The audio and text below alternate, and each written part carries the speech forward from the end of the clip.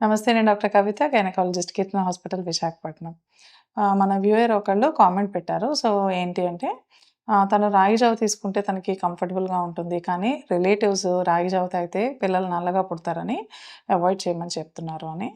So, ఈ వీడియోలో అసలు ప్రెగ్నెన్సీ టైంలో రాగి జావ తీసుకోవచ్చా? ఒకవేళ తీసుకుంటే పిల్లలు నిజంగానే నల్లగా పుడతారనే డౌట్‌ని క్లియర్ చేద్దాం అనుకుంటున్నాను. రాగి జావ తీసుకుంటే పిల్లలు నల్లగా పుడతారా లేదా అనేది విషయం తర్వాత డిస్కస్ చేద్దాం.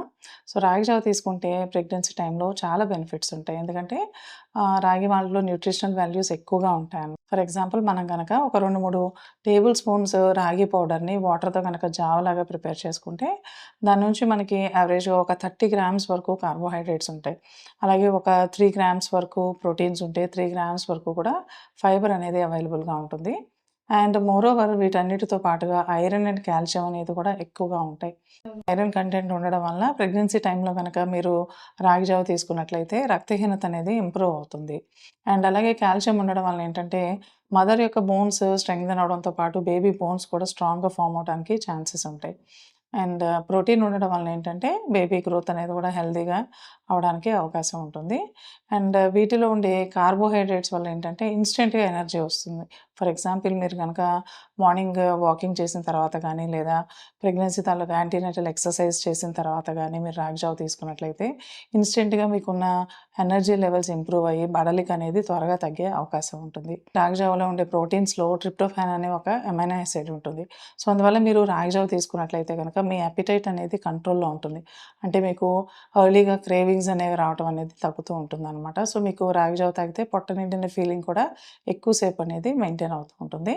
అండ్ ఇదే ట్రిప్టోఫాన్ అనేది మీకు మూడ్ ఎలివేటర్ కింద కూడా పనిచేస్తూ ఉంటుంది.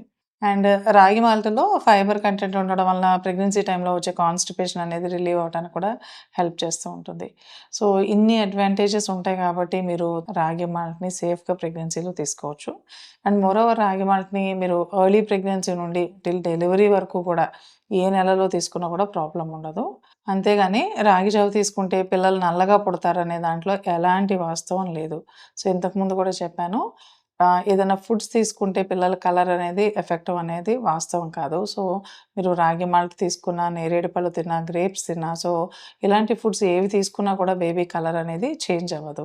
బేబీ కలర్ అనేది 100% జెనెటికల్‌గా మాత్రమే డిసైడ్ అవుతుంది. ప్రియా గారు, మీ డౌట్ క్లియర్ అయిందనుకుంటున్నాను. సో, రాగి మాల్ట్ తాగితే పిల్లలు ఎట్టి పరిస్థితుల్లోనూ నల్లగా పుట్టరండి. సో, ఆల్రెడీ మీరు రాగి మాల్ట్ తీసుకొని చాలా కంఫర్టబుల్‌గా ఉందని అంటున్నారు. Simply you can continue thought. So, ఈ ఇన్ఫర్మేషన్‌ని మీ రిలేటివ్స్‌తో కూడా షేర్ చేయండి.